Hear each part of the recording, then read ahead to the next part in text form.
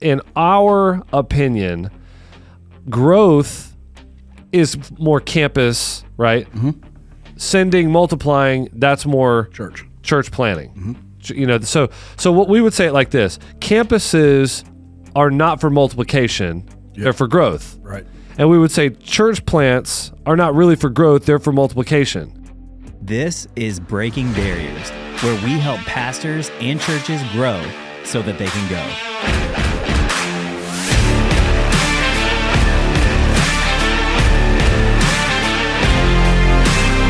All right. Hey, guys. Welcome to the Breaking Barriers podcast. My name is Pastor Andrew. I'm here with Pastor Jonathan, also known as the Albino Rhino.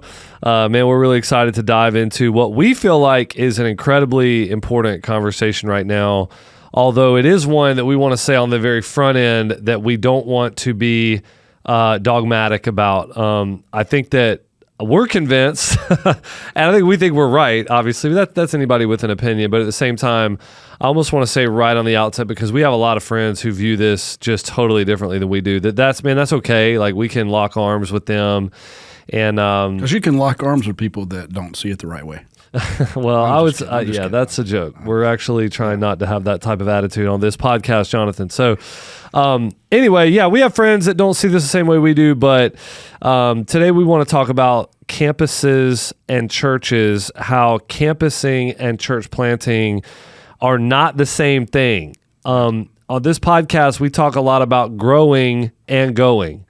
And the problem is right now, we feel like sometimes if you really muddy the water between a multi-site and a church plant, instead of there being two things, growing and going, it's sort of like one thing. Yeah, because it's being described as the same thing as church planting. Multi-site is the same thing. And where we would put the multi-site in the category of growing, it's being put in some places where it's being kind of muddied down a little bit.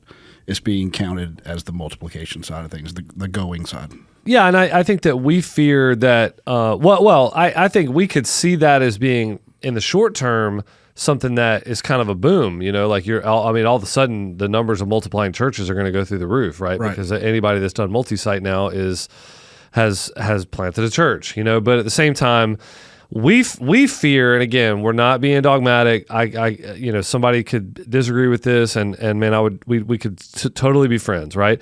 But we fear that maybe what is a short-term gain ends up being a real detrimental sort of long-time loss. And the reason is because the whole thing with church planting is that you are putting new organizations on the ground that will outlive, because they're younger, the organization that planted them. So, there's never been a local church in all of history that, still exists. Yeah, I mean, like planted in ancient times that still. Yeah, I mean, every church is going to die. 50 years, 100 years. I mean, you got some of these churches that are like, we're 300 years old, and okay, but generally, you're going to have a rise, a plateau, and a decline, and what outlives you is the other churches that are planted by you. Right. It's not the fact that you got bigger through campusing. And I just think that, hey man, it's in the future. It's a little bit hypothetical, but we kind of feel like it could be a little short-sighted to start blending the two goals that we have. We have two goals. Right. We even say it in our mission statement. We make disciples, that's growth. And multiply churches. And that's multiplication, right? Going. Yeah, so we're like, hey man, we want to grow here and send there. That's right.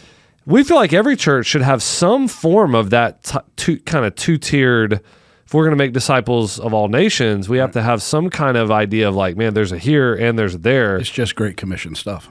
Yeah, it's got so some kind of scorecard to have growth and sending in it.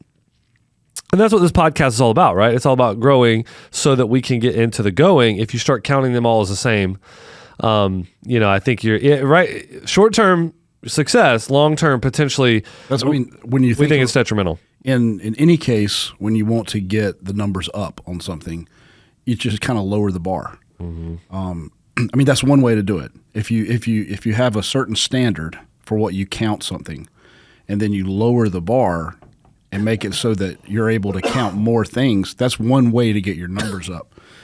And some of the fear around this is just simply that's kind of what's happened in an attempt to get some of the numbers up around church planting.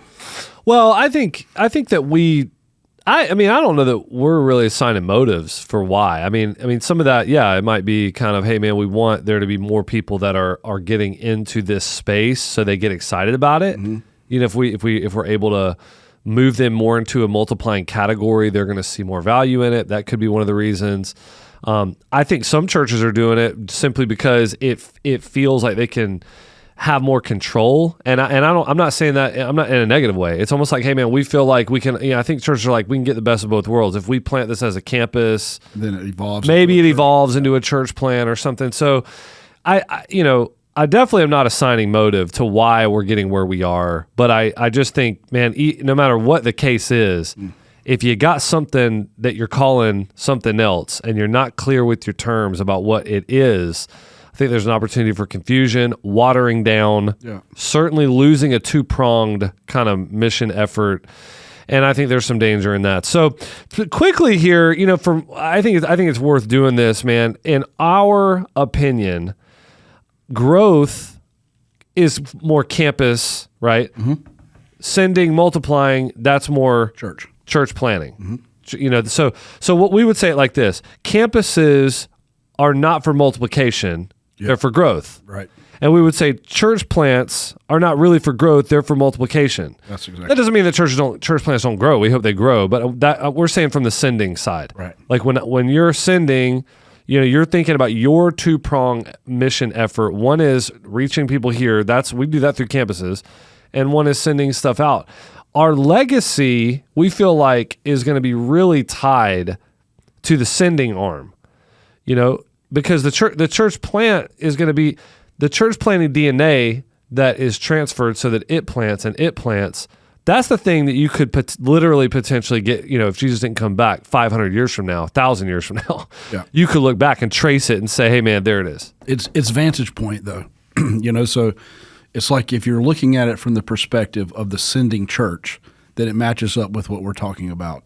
Obviously, when you start looking at it through the lens of the church that has been planted, they're going to see some of that differently because they're also going to want to say, hey, we want to grow too. And so that means that this applies to them in a little different way. So they may want to multi-site, and for them that would be a growth strategy, and then they would want to go plant churches. Yeah, so that's a good way to put it. I mean, just to put our cards on the table, we view multi-site as a growth strategy. Yeah. And church planting as a sending strategy. Now, we think that multi-site as a growth strategy is very strategic as a growth strategy to get you to sending. We talk about stress in the system, that kind of stuff. I mean, Jonathan, you're the sending guy. I mean, you're the XP of sending here. Why do you think multi-site is very effective in getting us towards the planting goals that we have? Because it continually stresses the organization to the point where the organization is forced to build more leaders at a much more rapid clip than a church that's not feeling the stress all the time. Right. And so when you start multiplying things, sometimes even prematurely, then it forces the church into this place of we have to have more leaders in these spaces, and so you're constantly multiplying leaders. What that results in is now you have more leaders that are able to lead in a place like a church plant. Yeah. So the whole purpose in it, in accelerating the multiplication of those leaders, is to get to the place where you can plant churches faster. Yeah, and I think it's a good point because this whole discussion, when you start talking about campusing and church planting, this discussion might sound like it's just set up for mega churches. Right. Like, oh, I don't have to worry about this. But it doesn't matter if a church is 50 or 500 or 5,000. What you're bringing up is really, we would say it's the key. And one of two, right? Growth and then multiply everything. Those are the keys for, actually getting your church ready to be able to, plant churches. So, I mean, you say it all the time. We just have to do what? multiply everything. I mean, what do you mean by that though? All the way down, like I'm talking groups, I'm talking, Yeah, I'm talking about even lower than groups. So you want to talk about like your serve teams.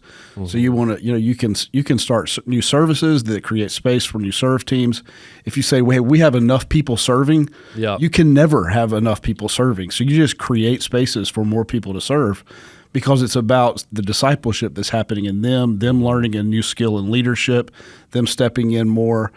That creates a space for you to then multiply team leaders. Yep. And then then you're getting to your groups. You got to have more groups. You got to have more leaders. To have more services, you got to have more teams all across the map. So we love multi-site because multi-site is just another expression. Maybe it's the highest expression of the multiply everything before you actually get to church planting. You could at least make a pretty strong argument. Like if once you have multi-site in your DNA, now you have really replicated everything at all levels. I think the tell on that is simply that when you look at the people that have left our church to go plant a new church, the number of people that come from the campuses to go be a part of those launch teams is way higher. Yeah. The last 2 church plants has been 90%. Right. And so it's just, when you look at it that way, the multiplication factor is just a big deal when it comes to seeing people make that step. Yeah, so we love multi-site because of the multiply everything principle that gets us towards church planting, but they are not the same thing. That's right. I mean, honestly, they're not even that, in my opinion, they're not even close to being the same thing. And that's what we want to talk about here for just a minute. Like, so let's just think about just the bare bones like definitions that we're going to give. Okay. Now you could go and start really trying to figure out like, what is a church? Elder, do they practice the ordinances, the gathering of believers? You could get into more of an ecclesiology discussion. Yeah. I think this discussion, maybe it moves a little bit ahead of that into more of pragmatics, right? Sorry. Because you're not trying to figure out, is it a church? You're trying to figure out, is it one church? And so, for us, I think we look at campuses and church planning a little bit like this. I wish I had a whiteboard. Maybe I can throw something up like a graphic or something on our Facebook group. But the idea, if you can imagine, you got a triangle. Yeah. So let me talk about what a campus is. You got a triangle, and that triangle replicates itself into 2, 3, 4, 5, 6 triangles. Right. But they're all triangles. Even if some of them are bigger and smaller, they're all just expressions of the same thing, which is a triangle. And that's how campuses are. Man, they have the same. Think about some of the same things that they have. For example, like they're going to be one organization in terms of the government size. They're not each going to have their own, different 501c3 setups and different governing boards and all those things. Yeah, another good point. Yeah, like governing boards. Now, somebody might say, I'll throw this one to you. Somebody might say, well, but they do have all the campuses have elders at them. Yeah, but that doesn't mean that even though there are elders at every campus, there's still going to be one group or one big lead pastor that is the one that's kind of making the decisions at the top of the thing that everyone ends up going with. Right. So when someone at the campus level has to answer to someone else, right, that is by definition one church. Yeah, it's one church that is governed on one board. It's like, man, if one quick tell would just be like, okay, this campus just decides it's not going to do Vacation Bible School this year. And it's like, they're probably, listen, the other thing I meant to say is this. We're talking about the majority here. Yeah. We're talking about the normative. I'm sure that on both sides of the discussion, there are fringe. Yeah. There might be multi-site models that are so loose that it is more like a church plan or something, But, most of the ones we're talking about are not that. And most of the ones we're seeing counted as church plants are not really that.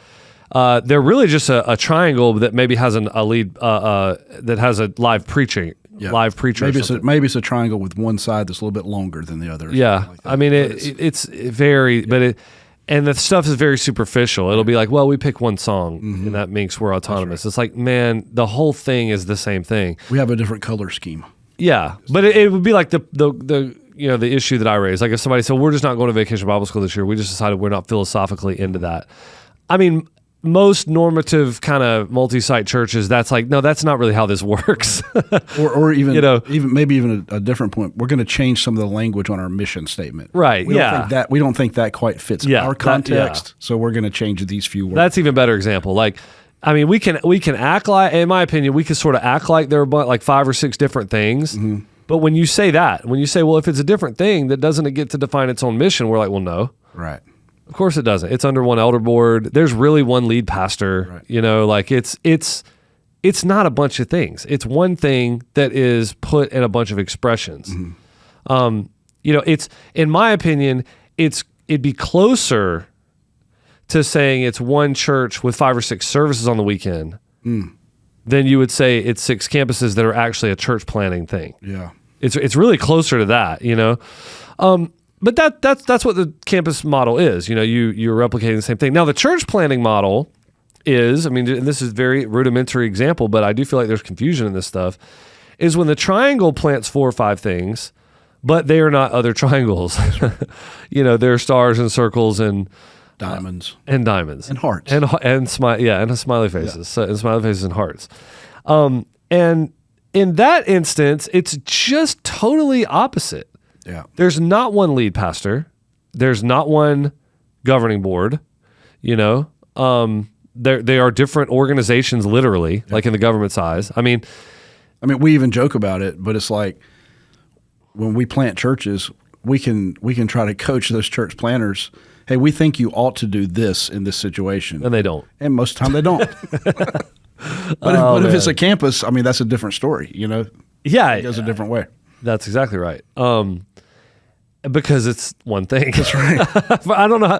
I feel like it's redundant, but it's almost like, hey, man, this is where we are right now. Yeah. People we're confused on this. It's like, no, that's one, and these are many.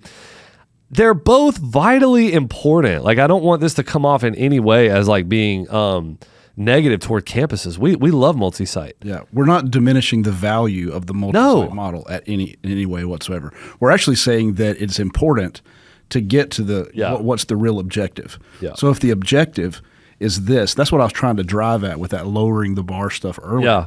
So if the bar has been up here for what a church plant is, let's not lower the bar to say what counts something that's not a church plant as being a church plant, because then we never get to what we're trying to drive for. Right. That becomes the finish line. That's exactly right. Yeah. And as I've told our staff, one of the most determining factors of success is what you believe about it.